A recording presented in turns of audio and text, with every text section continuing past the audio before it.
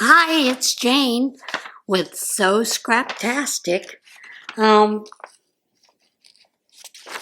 me tell you, it has been a minute. I have neglected this channel. Seems like forever and ever and ever, and I just really need to get back to it and get into it. But I found this sewing tag, and it is an old sewing tag. So I really thought that I would just go over it and kind of discuss with you some of the questions that are on this, and I will put those down below for those of you who would like to join in as well. As many of you know, my other channel is Scraptastic Yarns, and basically it's about anything and everything. Although I originally started it for my crochet and knitting, it's kind of evolved to where I do a lot of all kinds of things over on that channel. So this one, though, is for sewing.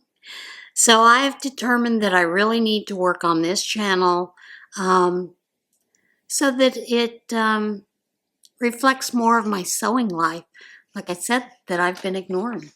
All right, the first question is, how old were you when you first started sewing? That is kind of a loaded question.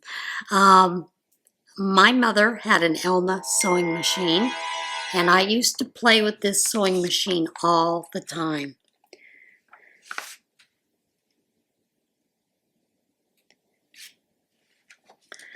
So, I never actually sewed with it for the longest time. She would tell me that when I got older, she would teach me and we would go from there. Well, I think I was in, I want to say 7th grade, and we had to take home ec. Had to take a semester of home ec and a semester of shop. So in my semester of home ec in the 7th grade, and forgive me, I don't know what age that was, probably 12, 13, I don't know, maybe 13. In home ec, we got to learn to sew. And we made these little swim covers with 2 large towels that we made a swim cover with. Well, I didn't like the swim cover instructions. I changed them up a little bit. Now, I did get an A for that project, although I got a couple of dings because I didn't follow the pattern. That's me. I don't always follow the pattern. So, anyway, my first foray into it was in home ec. When my mother saw what I had done with the towel cover, swimsuit cover, she said, okay, it's time to start to learn to sew. So then she taught me how to sew. From that point on, I was sewing a lot of things for myself, clothing. And I will give you one instance. Back in the day, I found these beautiful, what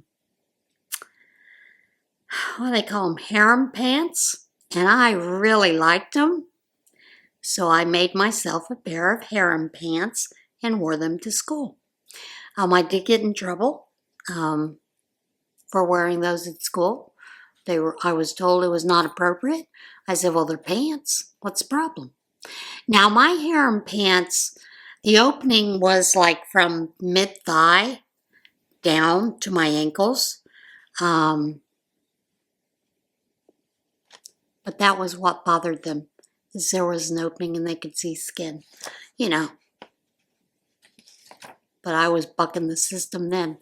I was making myself shirts. I was helping my mother with a puff quilt. A couple of other things that we were doing, those kind of things. Kind of fun, you know, that stuff. So what made me want to start sewing? I always found it fascinating. And it was fast. You know, my mother taught me to crochet when I was 5, and I love that. She tried to teach me knitting, never could get it because, of course, she did English style, and I was like, nope. And crochet is faster.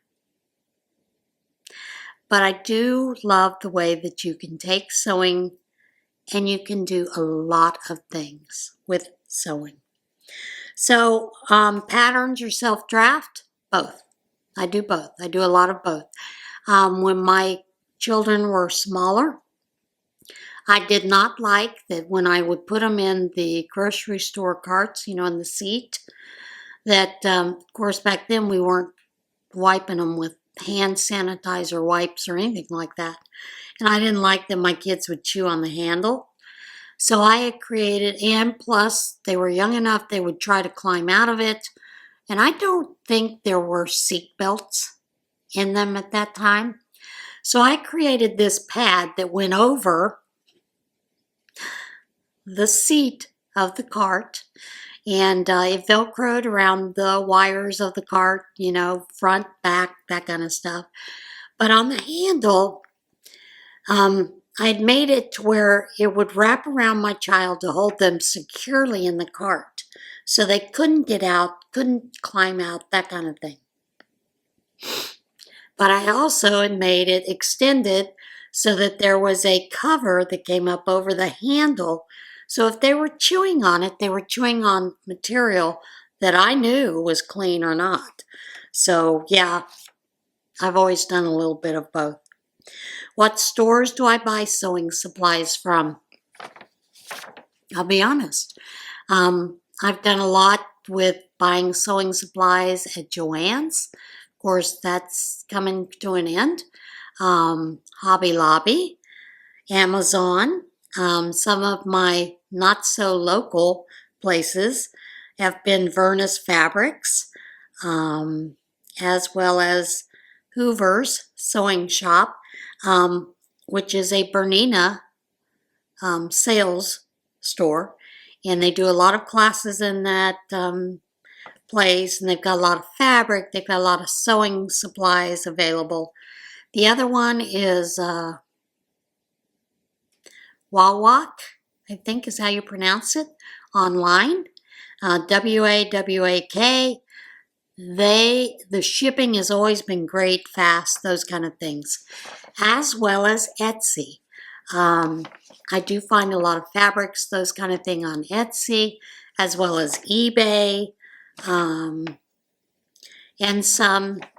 I have a shop here called Scraps and Skeins in State College, which is basically a reuse store that you can purchase all kinds of fabric, yarns, needles, hooks, cross stitch, embroidery, you name it. They've got a little bit of it, as long as it's some kind of textile. They sell also sewing machines, sergers that people donate.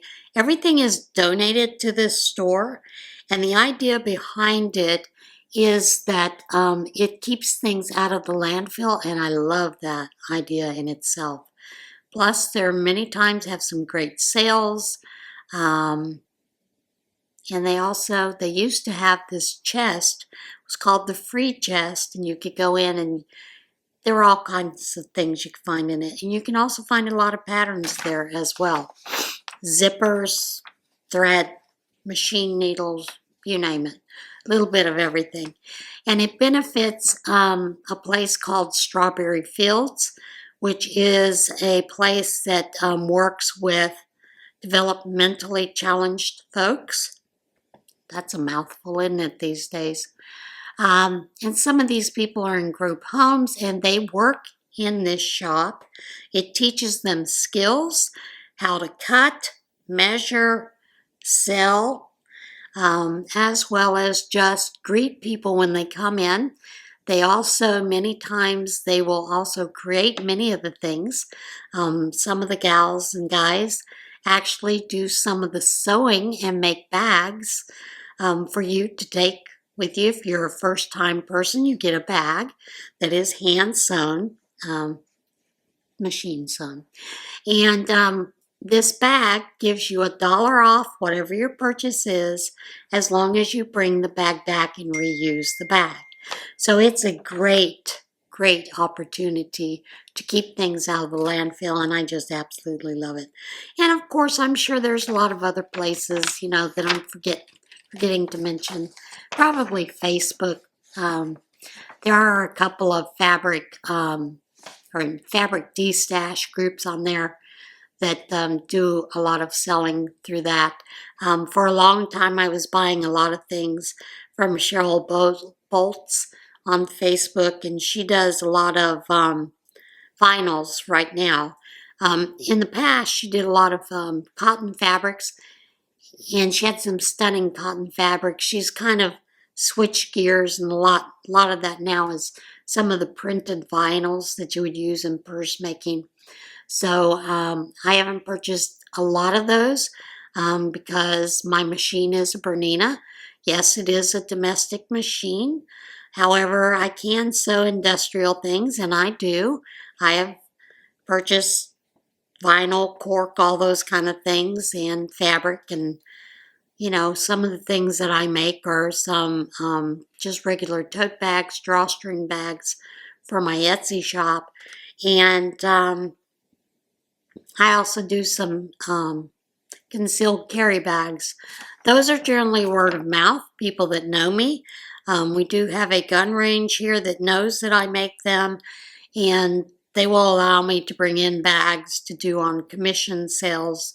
But then they also, if someone says they would like a bag that's maybe different fabrics than what's put up in their shop, then they have my cards up there so that they can hand those out to folks so they can contact me that way. So, do I have a sewing supply you collect? Come on. I'm a sewist. Of course I have a sewing supply I collect. Anything and everything. I do a lot of things, lace, ribbons, you name it. Mostly everything I have is cotton fabric. I do have some other fabrics that are cotton polyester, knit blend, some knits that I have in there for personal use. So yeah, I do collect just about anything and everything. I might have a problem. What is my favorite item to sew? Handbags. I love sewing handbags. Bags of all kinds. I love making quilts. I do a lot of quilt making, and a lot of that is charity, and I don't show that very often on any of my channels. And I just love doing those kind of things. Well, who are my favorite sewing YouTube channels? There are a lot. There is Hello Sewing. There is Ospiring Sewing, I think, channel.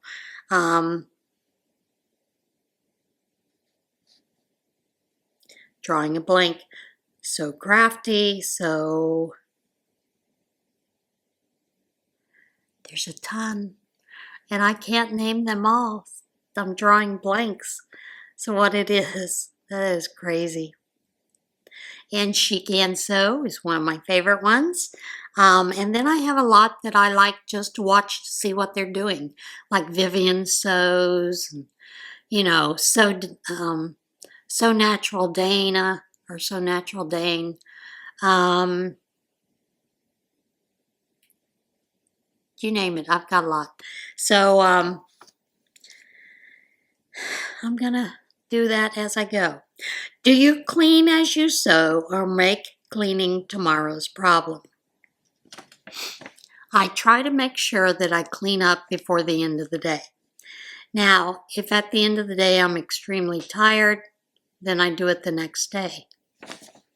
So, clips or pins? Yes. That's all I'm going to answer. I prefer clips, but I do use pins occasionally because pins are a little bit more precise and yeah, so I use both.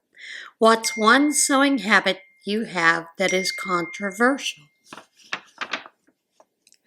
I don't know that I have a sewing habit that is controversial or not. In the past, well, it might be controversial, but because of the type of sewing that I do for my Etsy shop, it makes sense to me, is a lot of chain piecing. And that is as well as for bags. Say if I am doing handles, I've cut all my bags to size. I've put all the interfacing on the bags. I sew all the handles at once. I put all the labels on the inner linings, the linings of the bags, my labels, my shop labels. And I'll do all of that before I put it together. I'll cut the corners if I'm cutting corners out for box bags, just things like that. It says here, pick one, endless bobbin thread. Fabric is always magically cut. An unbreakable, always sharp needle. An unbreakable, always sharp needle.